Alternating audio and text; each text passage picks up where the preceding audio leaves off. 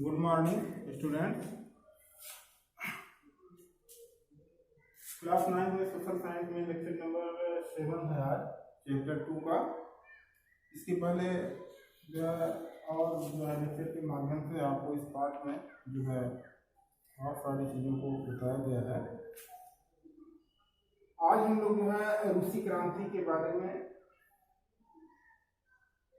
Lenin के योगदान के बारे में पढ़ेंगे। लेनिन जो है एक बोल्शेविक दल का नेता था, बोल्शेविक दल का नेता था, महान क्रांतिकारी था और जो है एक बहुत ही बुद्धिमान जो है नेता था ये लेनिन।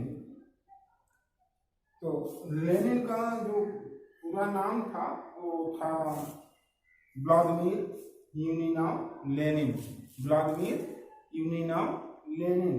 तो कभी कभी जो है परीक्षाओं में आपका एक क्वेश्चन बहुत ही इम्पोर्टेंट है, पूछा जाता है, बहुत से परीक्षाओं में पूछा गया है कि लेनिन का पूरा नाम लिखिए। तो अगर हमें पूरा नाम नहीं मालूम होता है तो हम लिख नहीं पाते हैं, केवल लेनिन के नाम से ही जानते हैं। क्योंकि उसका पूरा नाम क्या था? व्लादिमीर यूलियानोव लेनिन था।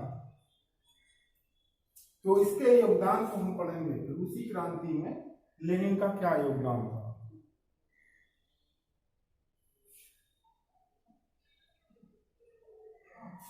तो सबसे पहले हम इसके जो है परिचय इसका दे दें। तो आप जानेंगे कि लेनिन का पूरा नाम व्लादिमीर यूलियानोव लेनिन था। लेनिन का जो जन्म हुआ वो छोटे परिवार में हुआ था, छोटे परिवार से कुलीन परिवार में हुआ था। 1870 ईस्वी में इसका जन्म हुआ लेनिन का। यह शुरू से ही क्रांतिकारी विचारों का था। लेनिन जो था वो क्रांतिकारी विचारधारा का पोषक था, जो बाद में पक्का साम्यवादी बन गया। बाद में चल करके लेनिन साम्यवादी विचारधारा से जुड़ गया। 1893 ईस्वी में उसने पीटर्सबर्ग पहुंचकर सबको अपनी प्रतिभा का लोहा मनवाया। पीटर्सबर्ग पहुंचा और पीटर्सबर्ग में पहुंच करके उसने अपनी बुद्धि का परिचय दिया और सभी ने उसकी बुद्धि को सराहा, माना। उसने साम्यवादियों ने अपना नेता स्वीकार कर लिया। लेनिन ऐसा कार्य किया, उससे उसके विचारों से प्रभावित होकर के साम्यवादी दल के लोग उसको अपना नेता मान लिए।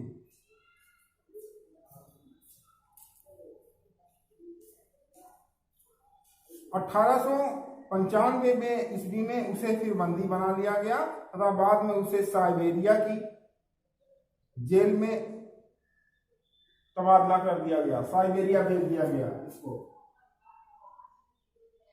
1900 में जेल से छूट गया और रूस फिर लौट आया। रूस लौटा दोबारा। उसने सन 1917 की रूस की क्रांति में सक्रिय भागीदारी हिस्सा लिया। लेनिन के कारण बोल्शेविक दल के विचारों को और अधिक बल मिल गया। तो लेनिन का ऐसा विचार था कि बोल्शेविक दल का वो नेता था ही और उसके विचारों से बहुत अधिक लोग प्रभावित हुए। 21 जनवरी सन 1924 में यह महान क्रांतिकारी जो है स्वर्ग सिधार गया। इसकी मृत्यु हो गई 1924 में, यानी बहुत कम समय में ही इसने अपने प्रतिभा का लोहा पूरे संसार में मनवा लिया, रूस के लोगों में मनवा लिया अपनी बुद्धि के बल। लेकिन हम यहाँ लेनिन के योगदान को पढ़ रहे हैं रूसी क्रांति में। क्यों इतनी कम उम्र में किस तरह से अपना योगदान दिया रूसी क्रांति में। लेनिन के कार्यों, लेनिन के द्वारा किए गए काम और उसकी उपलब्धियां को आज भी हम वर्णित करते हैं, जानते हैं, पढ़ते हैं, क्योंकि वो महान क्रांतिकारी था, महान नेता था। देखिए किस कार्य के लिए उसको हम जान रहे हैं। लेनिन के कार्य या उपलब्धियां, उसके किस कार्यों के लिए आज हम उसको इतिहास में पढ़ रहे हैं। उसने सभी राष्ट्रों से न्यायपूर्ण तथा प्रजातांत्रिक संधि के लिए तुरंत बातचीत प्रारंभ करने का आग्रह किया। ये कितनी अच्छी बात उसने की। उसने कहा कि सभी राष्ट्रों से न्यायपूर्ण तथा प्रजातांत्रिक संधि के लिए तुरंत वो पहल किया। उसने सभी सार्वजनिक ऋणों को अस्वीकृत कर दिया।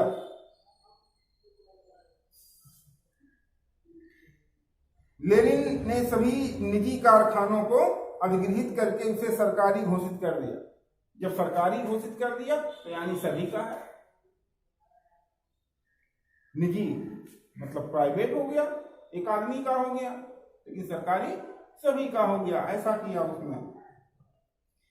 लेनिन ने परंपरावादी चर्च को बंद करके उसकी संपत्ति छीन ली, क्योंकि परंपरावादी चर्च में बहुत अधिक बुराइयां थी, भ्रष्टाचार छुपे थे, तो उसको बंद करवा दिया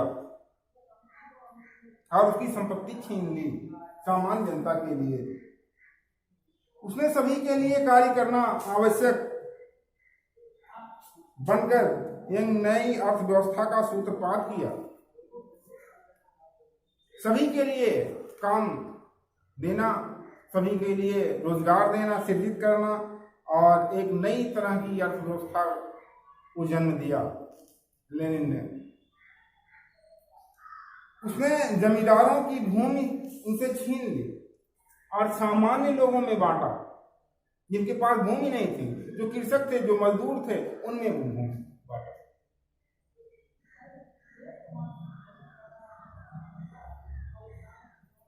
और जमींदारों की कुछ भूमि छीन करके उसे राष्ट्रीय संपत्ति घोषित कर दिया लेनिन ने।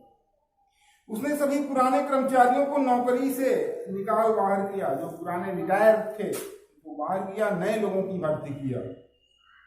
उसने सभी युद्धों में व्याप्त राष्ट्रों से कम 3 माह तक युद्ध न करने तथा शत्रुओं से प्रदेश न छीनने तथा मुआवजा न वसूल करने का विचार भी त्याग दिया था।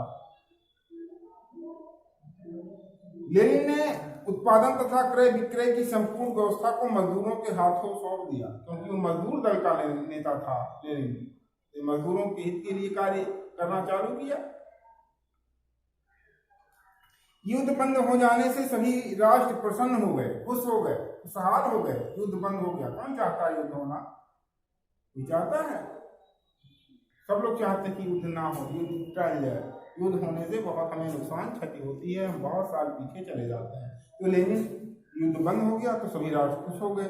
लेकिन वो समर्थक बन गए। खुश हो जाने से लेनिन को साथ हो गए, लेनिन के विचारों को अपनाने लगे। तो इस तरह से लेनिन ने रूसी क्रांति में अपना योगदान दिया, अपने विचार दिए। रूसी क्रांति जो हुआ उसका इफेक्ट क्या रहा, परिणाम क्या रहा? तो 20वीं शताब्दी के इतिहास में 1917 में रूसी क्रांति एक अद्भुत घटना थी। रूसी क्रांति। इस क्रांति ने न केवल रूस बल्कि संपूर्ण विश्व को अपने प्रभाव में समेट लिया,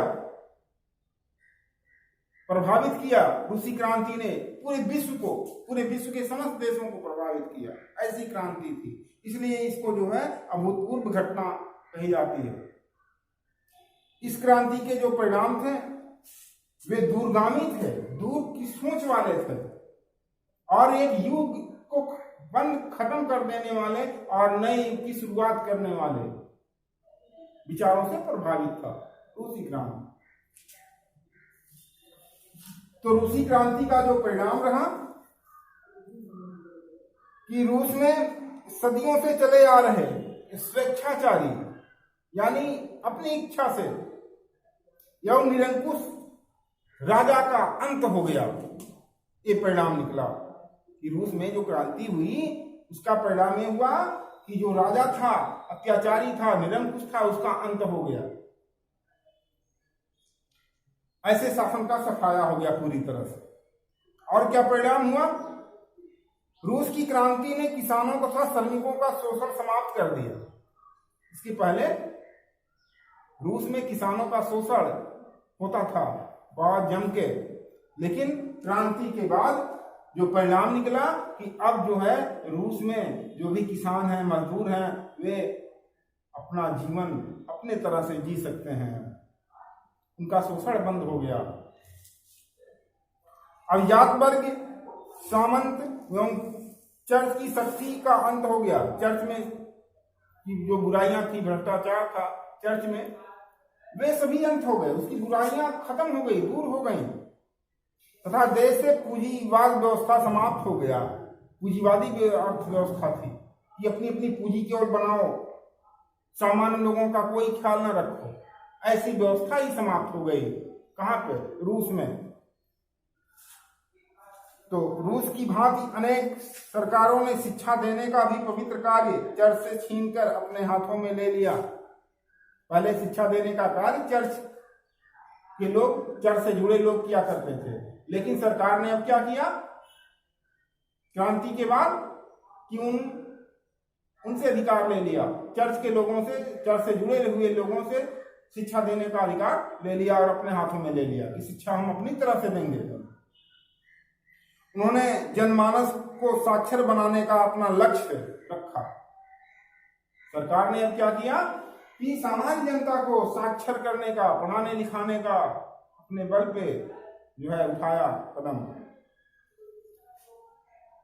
रूस में लोकतंत्रात्मक व्यवस्था के आधार पर किसानों एवं श्रमिकों की सरकार बन गई। अब क्रांति का प्रभाव रहा है। देश के संसाधनों का प्रयोग व्यक्तिगत हित के लिए ना होकर के सभी के लिए होने लगा, सार्वजनिक हो गया। देश का जो खजाना था उस पे सबका अधिकार सभी का हो गया। रूस में समाज कल्याणकारी राज की स्थापना हो गई। पहले कैसा राज था?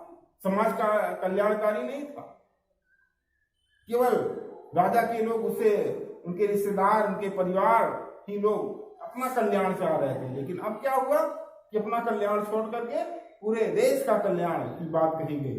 तो रूसी क्रांति का ये प्रभाव रहा, ये परिणाम रहा। तो आप इसका भी नोट तैयार करेंगे, जो भी लेक्चर के माध्यम से समझ करके और अपने जो है बुक के माध्यम से समझ करके। अगले लास्ट लेक्चर के माध्यम से इस चैप्टर का अंत होगा। तो आज के लिए बस इतना ही। Thank you.